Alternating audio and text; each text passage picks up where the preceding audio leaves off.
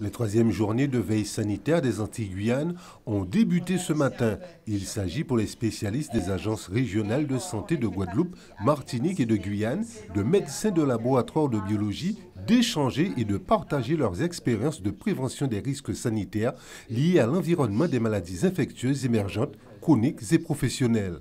Les objectifs sont d'améliorer le fonctionnement du réseau de partenaires qui font remonter les signaux. Le deuxième, c'est de partager l'expérience, d'en tirer les enseignements pour améliorer la pratique à l'avenir.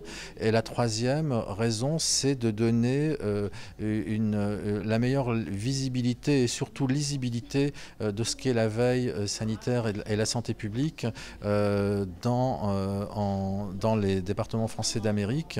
Sous la tutelle du ministère de la Santé, l'Institut de veille est une agence sanitaire.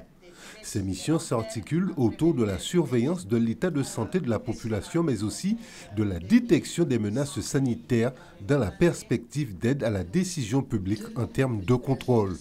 Cette veille s'organise autour d'un réseau de médecins sentinelles. Quand on considère qu'un signal sanitaire est identifié, quand on considère qu'il s'agit d'une menace pour la santé, on émet des alertes auprès de l'ARS, de l'Agence régionale de la santé ou du ministère de la Santé, et pour essayer de réduire et de contrôler ce risque sur la santé publique. L'émergence ou la résurgence de maladies infectieuses comme la dengue, les risques liés à l'environnement, le problème du chlordécone ou les maladies chroniques comme le diabète sont particulièrement surveillés. La leptospirose, un insidieux fléau chez nous, fera l'objet d'un programme de surveillance, alerte et de gestion.